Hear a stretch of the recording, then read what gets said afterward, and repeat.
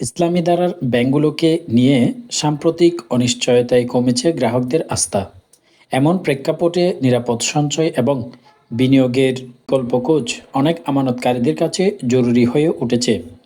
বিশেষ করে কয়েকটি ব্যাংক একীভূত হয়ে সম্মিলিত কাঠামো গঠনের পর গ্রাহকদের মধ্যে টাকা জমা রাখা, উত্তোলন এবং ভবিষ্যতে অর্থ ফেরত পাওয়া নিয়ে দুশ্চিন্তা বাড়ছে।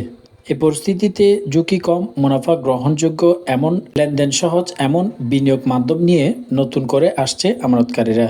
ইসলামী ধারার কয়েকটি ব্যাংককে কেন্দ্র করে তৈরি হয়েছে সংকট গ্রাহকদের মানসিকতায় বড় প্রভাব ফেলেছে। অনেকেই এখন প্রশ্ন তুলছেন, ব্যাংকে রাখা টাকা কতটা নিরাপদ, প্রয়োজনে সহজে তোলা যাবে কিনা, কিংবা মুনাফা কতটা স্থিতিশীল থাকবে। ফলে প্রচলিত এফডিআর বা সঞ্চয়ী হিসাবের বাইরে বিকল্প খোঁজার প্রবণতা বেড়েছে।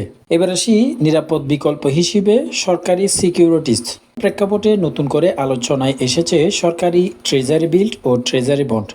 এগুলো মূলত সরকারের ঋণপত্র, যেখানে বিনিয়োগ করলে রাষ্ট্র সরাসরি দায় বহন করবে, ফলে টাকা ফেরত না পাওয়ার ঝুঁকি কার্যত নেই বললেই চলে। ট্রেজারি বিল স্বল্পমেয়াদী 11 দিন, 182 দিন, 364 দিনের জন্য ইস্যু করা হয়। অন্যদিকে ট্রেজারি বন্ড দীর্ঘমেয়াদী, যেমন 2 বছর থেকে শুরু করে 20 বছর পর্যন্ত হতে পারে। বন্ডে সাধারণত 6 মাস পর পর মুনাফা পাওয়া যায়, যা অনেক বিনিয়োগকারীদের জন্য নিয়মিত আয়ের উৎস হতে পারে।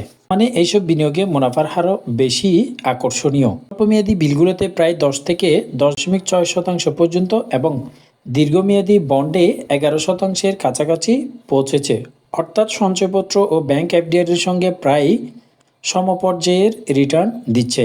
কোথায় এবং কিভাবে বিনিয়োগ করবেন এগুলোতে? সরকারি ট্রেজারি বিল এবং বন্ড সরাসরি কিনতে হলে বাণিজ্যিক ব্যাংকের মাধ্যমে আবেদন করতে হয়। বিশেষ করে প্রাইমারি ডিলার ব্যাংকগুলো এক্ষেত্রে গুরুত্বপূর্ণ ভূমিকা পালন করে। এইসব ব্যাংকের সঙ্গে রাষ্ট্রায়ত্ত বেসরকারি উভয় ব্যাংক রয়েছে, যারা নিলামে অংশ নিয়ে পরে সাধারণ বিনিয়োগকারীদের কাছে বিক্রি করে। ন্যূনতম 1 লাখ টাকা বিনিয়োগের মাধ্যমে যে কেউ এই খাতে অংশ নিতে পারবেন।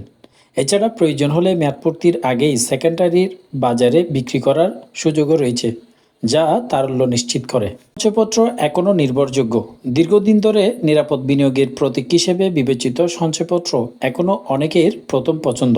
এতে 11 থেকে 12% পর্যন্ত মুনাফা পাওয়া যায়, যা বেশিরভাগ মানুষের হারের চেয়ে বেশি। সঞ্চয়পত্র বড় সুবিধাগুলো হচ্ছে: সম্পূর্ণ নিরাপদ, সরকারি গ্যারান্টি, নিয়মিত মাসিক এবং ত্রৈমাসিক ভিত্তিতে মুনাফা পাওয়া যায়, বিনিয়োগ প্রক্রিয়া সহজ এবং ডিজিটাল, কর ব্যবস্থাও তুলনামূলকভাবে সরল।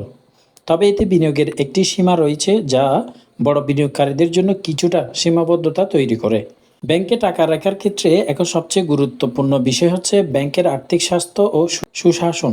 সাধারণত শক্তিশালী মূলধন ভিত্তি, ভালো তারল্য এবং আন্তর্জাতিক মানদণ্ড মেনে চলা ব্যাংকগুলো তুলনামূলকভাবে নিরাপদ হিসেবে বিবেচনা করা হয়।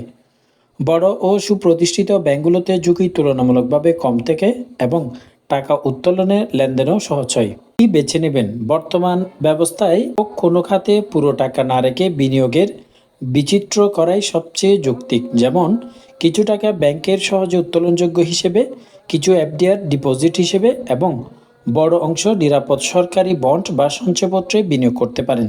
এতে একদিকে যেমন ঝুঁকি কমে, অন্যদিকে বর্ষা ও মুনাফার মধ্যে ভারসাম্য বজায় থাকে। ব্যাংক খাতের অনিশ্চয়তার এই সময়ে আবেগ নয়, তথ্যভিত্তিক সিদ্ধান্তই সবচেয়ে গুরুত্বপূর্ণ। সরকারি ট্রেজারি বিল্ড, বন্ড ও সঞ্চয়পত্র, এই দুটি খাত এখন তুলনামূলকভাবে নিরাপদ এবং স্থিতিশীল বিকল্প হিসেবে উঠে এসেছে। পাশাপাশি ব্যাংক নির্বাচনেও সতর্ক থাকা জরুরি।